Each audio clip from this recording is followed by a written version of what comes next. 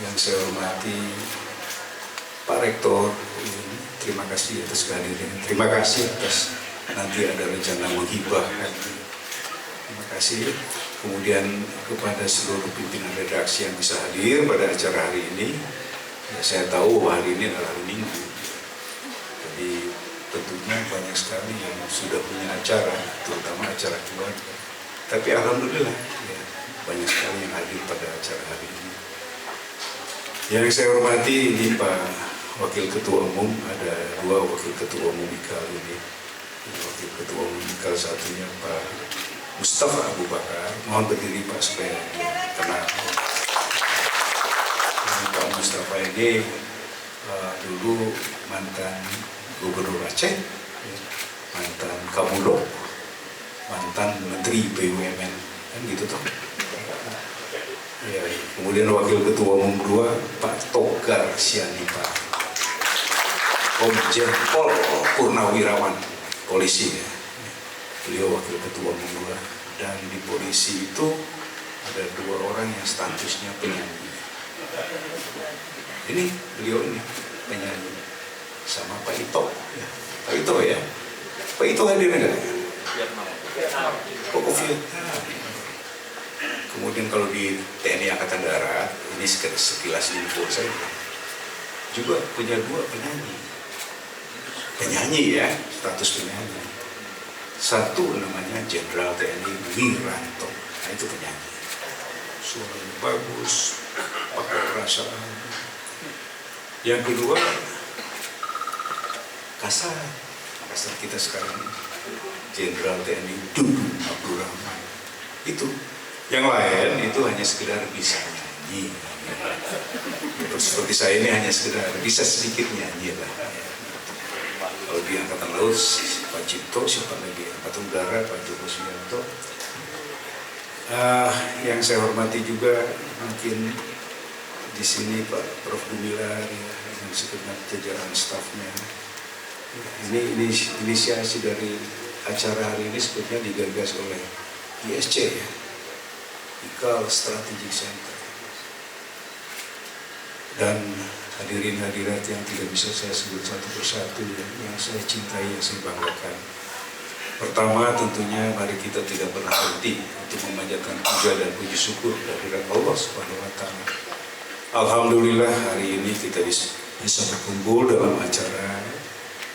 Nantinya kita akan menyampaikan apa yang dikatakan sebagai saran kebangsaan, saran kebangsaan dalam rangka menyongsong pemilu 2024. Sebelumnya saya sampaikan dulu bahwa IKAL Lemhanas ini adalah satu organisasi tempat berkumpulnya para alumni Lemhanas.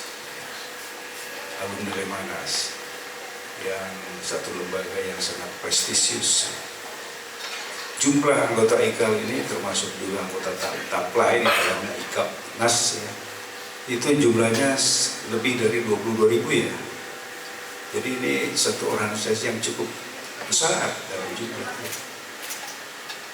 Dan IKAL, Ikatan Keluarga Alumni Lemhanas ini dalam memperankan dirinya, organisasinya dalam ikut serta dalam pembangunan proses pembangunan bangsa dan negara ini, kami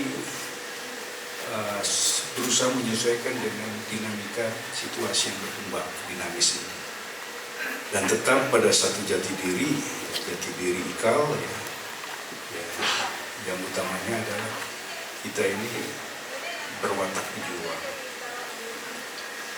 pejuang dalam arti apa? Dalam arti IKAL akan selalu peduli terhadap perkembangan situasi dan kondisi bangsa, tidak boleh apatis. Watak pejuang itulah watak pejuang, sama halnya dengan Bob Fabri. Yang kedua punya jati diri sebagai organisasi yang berwawasan negarawan. Dalam arti apa? Semua apa yang kita lakukan, semua apa yang kita perbuat, semua apa yang kita pikirkan, itu selalu diorientasikan untuk kepentingan bangsa dan negara, bukan untuk kepentingan perorangan, pribadi, golongan ataupun partai. Itu jati diri. Dengan jati diri seperti inilah IKAL sebagai satu organisasi berkumpulnya para pemikir-pemikir handal berusaha untuk bisa memerankan dirinya dalam membantu proses pembangunan yang ada di negeri kita ini. Dan dalam implementasinya, karena kita ini pemikir-pemikir yang handal, lulusan Lemhanas, maka tentunya ada satu pemikiran-pemikiran yang mungkin melihat perkembangan situasi ini yang sifatnya mengkritisi. Karena kita akan selalu memberikan masukan kepada pemerintah, kepada presiden dalam setiap munculnya permasalahan yang kita nilai strategis. Kita kaji bersama, kita analisa bersama, dan hasil kajian itu kita serahkan atau kita sampaikan kepada pemerintah, dalam hal ini kepada presiden. Dan karena kita pemikir handal, kadang-kadang produk kajian kita ini bersifat kritik, mengkritik pemerintah. Itu tidak ada masalah. Tidak ada masalah. Mengapa? Karena kita punya yang saya katakan sebagai bercirikan berwawasan negarawan ini. Kenapa? Karena kita lakukan ini semuanya demi kepentingan bangsa dan negara. Bukan karena kebencian kepada pemerintah. Bukan karena kebencian kepada Pak Jokowi. Jadi ya, sepahit apapun hasil kajian kita mungkin tidak sesuai dengan harapan keinginan presiden atau pemerintah, kita harus berani menyampaikan. Karena orientasi kita adalah untuk kepentingan bangsa dan negara. Nah, dengan fungsi seperti ini, kami menyadari betul bahwa kita harus lebih punya bobot, kita harus lebih punya kemampuan. Maka dibentuklah 2 tahun yang lalu di dalam tubuh IKAL ini dibentuk sebuah organisasi namanya IKAL Strategic Center, dan ketuanya adalah Pak Profesor Gumilar. Coba mungkin berdiri Pak Prof Gumilar, rektor UI dulu. Jadi namanya Gumilar, bukan Gumelar.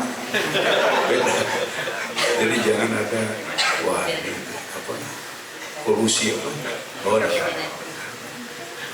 dan tugas dari ISC ini yaitu selalu memberikan masukan kepada IKAL, kepada ketua umum dalam setiap masalah-masalah yang mereka kaji, yang tentunya punya nilai strategis untuk menunjang pembangunan bangsa dan negara ini. Dan saya selalu menyeleksi dari seluruh hasil kajian ini mana yang relevan untuk kita sampaikan kepada presiden. Dan jalur untuk bisa sampai ke presiden itu bisa saya langsung ke presiden ataupun bisa melalui One Team Press. Itulah tugas kita. Sedikit sekilas mengenai apa itu IKAL.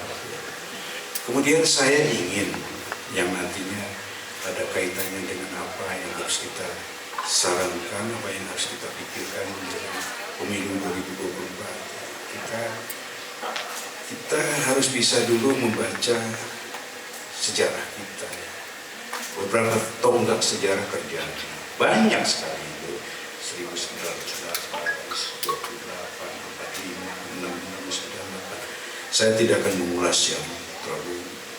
Saya ingin mengulas 98. Karena kaitannya sangat erat dengan situasi yang berkembang sekarang.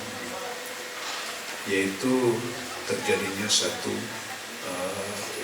keinginan atau usaha dari masyarakat bangsa Indonesia untuk meninggalkan apa yang tidak disukai waktu itu, keadaan itu, menuju kepada kondisi yang didambakan. Indonesia harus lebih transparan, Indonesia harus lebih punya kepastian hukum, lebih mengangkat harga derajat manusia, lebih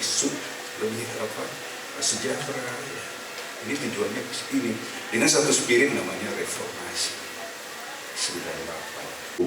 Perkembangan ekonomi yang kolaps karena memang krisis moneter dan multidimensi ini mengakibatkan yang namanya dolar itu yang tadinya 2.500 menjadi belasan ribu, 20.000, sehingga kolaps kita.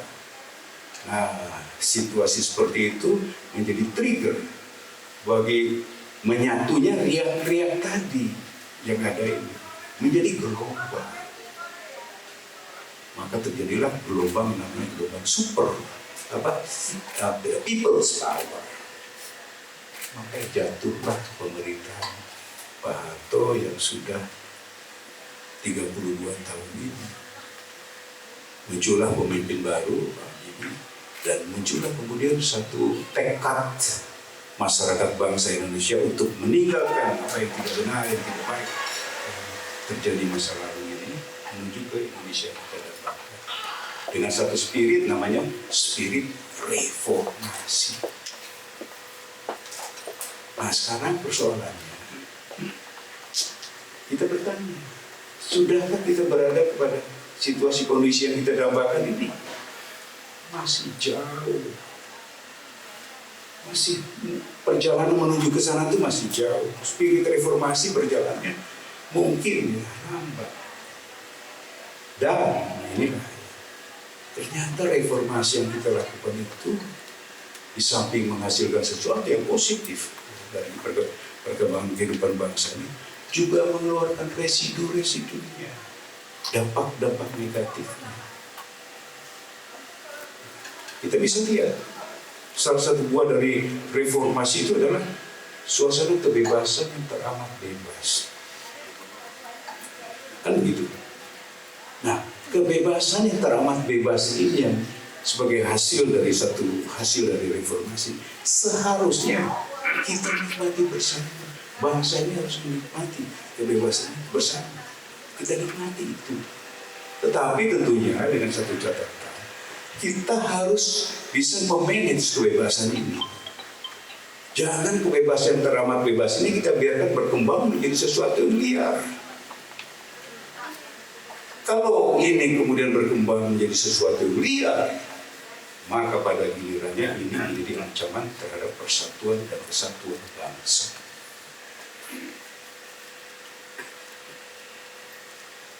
Kemudian residu lain yang terjadi adalah memang perkembangan ilmu dan teknologi ini adalah sesuatu yang harus kita adaptasi. Tidak bisa kita tantang, kita harus beradaptasi. Tapi juga residunya sangat, waduh, bagaimana sih kita mengontrol lalu lintas berita di medsos yang bisa menimbulkan kebencian, perpecahan. Itu salah satu daripada dampak dari reformasi. Belum lagi ada pemikiran di masyarakat kita, seolah-olah apapun yang kulakukan adalah benar atas nama reformasi. Melawan aparat, benar, inilah reformasi. Merusak kantor aparat, benar, inilah reformasi. Seolah-olah apapun yang kita lakukan itu benar atas nama reformasi.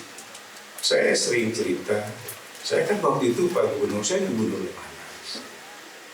Saya ke Bandung, supir saya. Sampai di Bandung, saya ngomel di dalam mobil itu, ngedumel gitu. Ini apa sih? Oh, beca masuk kota lagi, gitu kan? Supir saya jawabannya, Pak, reformasi, Pak. Begitu. Jadi pengertian reformasi ini nggak utuh. Nah, atas dasar situasi yang berkembang seperti itu, maka saya selaku Gubernur Lemhanas melakukan pengkajian, menganalisa apa sih sebenarnya reformasi ini. Saya ingin agar supaya kita punya guidance yang benar dalam melaksanakan reformasi ini. Maka hasil dari kajian ini lahirlah ada 3 hakikat reformasi waktu itu. Hakikat reformasi yang pertama adalah tinggalkan jauh-jauh nilai-nilai lama yang tidak sesuai lagi dengan tujuan reformasi. Apa itu nilai lama sudah tidak sesuai lagi? Nilai-nilai yang arogansi. Waktu itu kan kita merasakan sendiri. Pemerintah itu bersikap arogan. Arogan itu apa sih? Merasa benar sendiri. Arogan itu apa sih? Memaksakan kehendak. Arogan itu apa sih? Menutup pintu komunikasi rapat-rapat dengan mereka yang pandangannya berbeda. Itu arogan. Itu terjadi. KKN, korupsi, nepotisme berkembang sedemikian. Tinggalkan ini jauh-jauh, ini sudah tidak sesuai dengan tuntutan reformasi. Ini hakikat reformasi yang pertama. Hakikat reformasi yang kedua adalah tidak semua nilai lama itu tidak benar. Tidak semua yang dibuat oleh Orde Baru itu tidak benar. Ada nilai lama yang masih relevan untuk kita lanjutkan. Mengapa tidak? Lanjutkan itu. Itu hakikat reformasi yang kedua. Falsafah Cina mengatakan kalau kita mau membongkar pagar, kita harus tahu terlebih dahulu mengapa pagar itu kita buat dulu. Jangan main cap bongkar saja. Itu hakikat reformasi yang kedua. Hakikat reformasi yang ketiga adalah kita harus bisa menemukan nilai-nilai baru yang paling relevan untuk kita kembangkan dalam rangka menuju ke tujuan reformasi. Nah, itulah waktu itu Pak Guru saya sebagai gubernur tahun 97-98. Nah, jadi saya ditekankan bahwa waktu itu situasi kita seperti itu. Sampai sekarang pun kita belum mencapai kepada apa yang dicita-citakan oleh reformasi. Kita masih dalam proses perjalanan menuju ke sana. Masa peralihan, masa transisi kita dari satu era tidak kita supaya menuju ke era yang kita dambakan. Belum sampai di sana, masih dalam proses. Nah, masa seperti ini, Ibu Bapak sekalian, adalah masa yang sangat sensitif, sangat rawan. Dan nanti pemilu 2024 berada pada saat kita menghadapi masa rawan seperti ini, sensitif seperti ini. Tekad kita, ikal ya selalu saya memandang dalam tubuh ikal. Tekad kita adalah kita harus bisa melalui masa transisi ini dengan baik, dengan sukses. Kita harus selamat dalam melaksanakan masa peralihan ini. Kita harus berhasil. Karena bukti sejarah mengatakan ada bangsa yang berhasil, ada bangsa yang juga melalui masa seperti kita ini, masa peralihan. Dan ada yang berhasil dan ada yang tidak berhasil. Katakanlah seperti Uni Soviet. Dengan glasnost, perestroika, demokrasi yang mereka berusaha untuk merubah secara cepat. Dari masyarakat yang tertutup ke keterbukaan, demokratisasi. Dari ekonomi menuju ke ekonomi pasar. Ekonomi terpusat ke ekonomi pasar. Ternyata mereka tidak berhasil. Gagal melalui masa ini. Apa yang terjadi? Pecah di beberapa negara. Nah, kita pun dalam masa seperti itu. Pertanyaan kepada seluruhnya, termasuk pada IKA. Kita ini menjadi bangsa besar atau bangsa yang bubar, yang pecah? Kalau itu pertanyaannya, selalu saya tekankan kepada seluruh keluarga besar IKA dan mungkin kepada seluruh masyarakat bangsa Indonesia. Ayo kita jawab pertanyaan ini. Kita tidak ingin menjadi bangsa yang bubar, bangsa yang pecah. Kita ingin menjadi bangsa yang besar. Itu jawabannya. Jadi kita harus sukses. Nah, bagaimana agar supaya masa transisi ini bisa sukses? Nanti beberapa masukan saya sampaikan. Itu ya, situasi yang kita hadapi. Belum lagi salah satu residu yang muncul ini berkembangnya faham intoleran. Ini juga berkembang, bergerak secara sistematis, dan ini menimbulkan ancaman.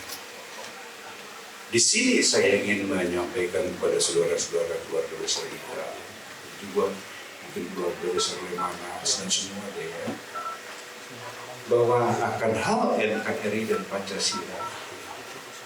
Maka tonggak sejarah tahun 45, 17 Agustus, ketika Bung Hatta memproklamirkan kemerdekaannya bangsa Indonesia, maka the next day para pejuang kemerdekaan kita ini berkumpul.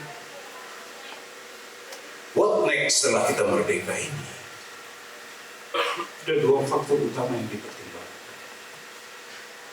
Yang pertama adalah faktor geografi.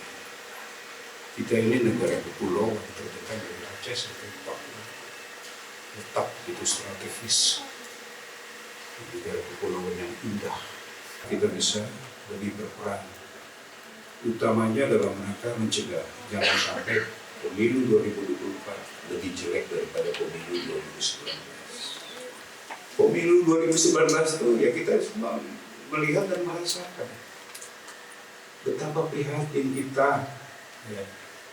Suasananya terjadi polarisasi yang menjurus ke perpecahan bangsa, konflik horizontal. Prihatin kita. Suasana yang sangat menakutkan, sangat mencemaskan, mengkhawatirkan. Itu terjadi di 2019. Tapi alhamdulillah akhirnya kita bisa lalui. Nah sekarang 2024 jangan itu terjadi lagi di 2024. Bahwasanya terjadi polarisasi, perbedaan memilih itu adalah hal yang teramat wajar. Ya begitulah pilpres pemilu.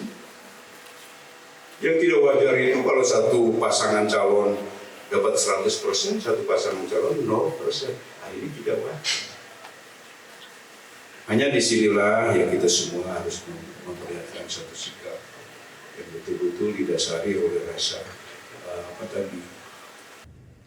ciri berwawasan negarawan. Karena dalam proses pemilu ini ada 3 unsur utama yang teramat berperan, saudara-saudara sekalian. Unsur utama pertama adalah partai politik. Mengapa? Karena kaderisasi kepemimpinan itu adanya di partai politik.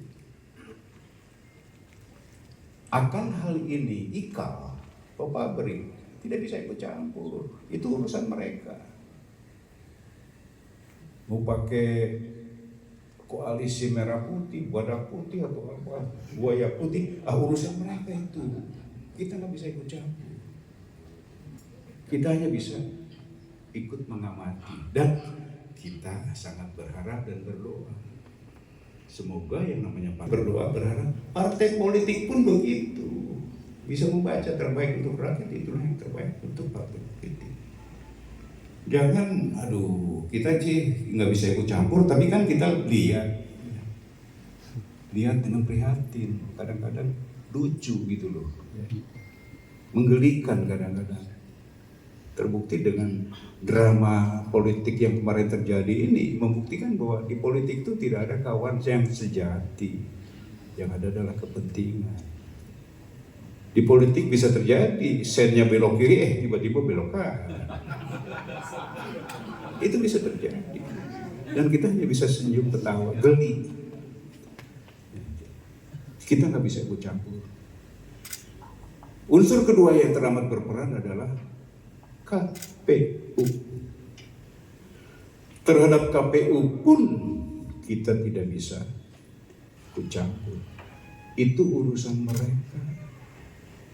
Pemilu ini, pesta demokrasi ini adalah rakyat pemilih. Terhadap rakyat pemilih, saudara-saudara sekalian, IKAL, Lemhanas, kita semua, Pemret, kita punya kewajiban moral. Apa kewajiban kita? Dewasakan mereka dalam berproses demokrasi ini. Janganlah masih kayak dulu, ya. Money still can buy. Ya. Masalah-masalah yang terkait dengan politik uang masih juga. Tapi memang kita juga semua prihatin sebetulnya. Ya, di tengah megahnya pembangunan yang ada sekarang ini. Ya. Tapi satu kenyataan di kehidupan masyarakat kita, kekeringan, air bersih. Coba itu. Saya pribadi bisa menyampaikan beberapa kriteria pribadi, ya. Gak usah masukin lagi dari saya. Ada 3 kriteria kalau menurut saya. Karena 2024 ini kan pasti terjadi peralihan kepemimpinan, pergantian kepemimpinan. Jadi siapa pemimpin yang paling tepat untuk bisa menggantikan Pak Jokowi ini? Kriterianya, yang pertama adalah seperti saya utarakan tadi, menghormati jasa para mereka atau dia calon pemimpin 2024 yang komitmennya kepada NKRI dan Pancasila tidak bisa diganggu. Komitmennya tinggi sekali akan kepada NKRI dan Pancasila. Itu kriteria pertama. Kriteria kedua, kita berharap dengan pemikiran yang tenang kita bisa mencari, berharap mendapatkan pemimpin yang bersikap bijak. Dalam arti apa? Dalam arti seorang pemimpin yang punya tekad kuat, keinginan kuat untuk melanjutkan apa yang sudah baik yang dilakukan pendahulunya, apa yang sudah baik yang dilakukan Pak Jokowi, dan meninggalkan apa yang tidak baik yang dilakukan pendahulunya tanpa caci maki, tanpa gembar-gembor, tanpa salah menyalahkan. Itu sikap bijak seperti ini yang harus kita cari.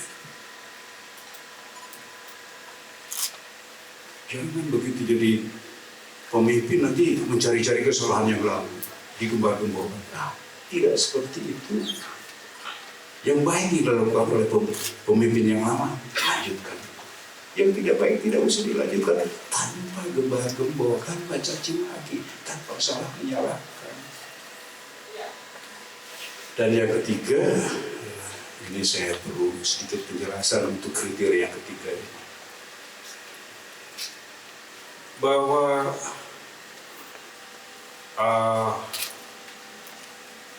buat bangsa Indonesia sebenarnya tidak ada alasan untuk tidak menjadi bangsa yang besar. Mengapa? Karena persyaratan untuk menjadi bangsa yang besar itu ada semua. Saya katakan tadi, letak geografis kita ini amat strategis di antara dua benua, di antara dua samudra, negara kepulauan yang tidak pernah. Itu persyaratan yang memungkinkan kita negara besar. Syarat kedua sudah kita punya ini. Apa itu? Kekayaan alam yang melimpah ruah.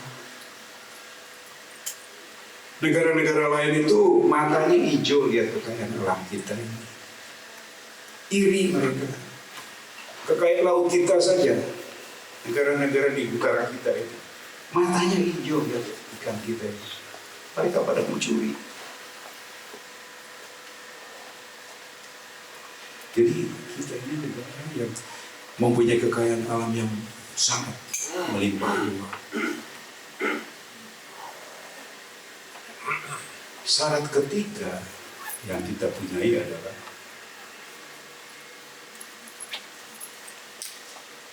penduduk. Jumlah penduduk kita nomor 4 di dunia dan pun kita punya bonus demografi. Jadi tidak ada alasan buat bangsa ini, bangsa Indonesia yang tercinta ini untuk tidak menjadi bangsa yang besar. Tapi mengapa? Kok untuk menjadi bangsa yang besar ini kok tersendat-sendat? Nah, ayo kita lihat jawabannya. Jawabannya adalah karena masih berkembang sikap laku, sikap tindak yang tidak benar, masih berkembang tidak korupsi, nepotisme, arogan. Jadi itulah yang bisa saya sampaikan dalam acara ini.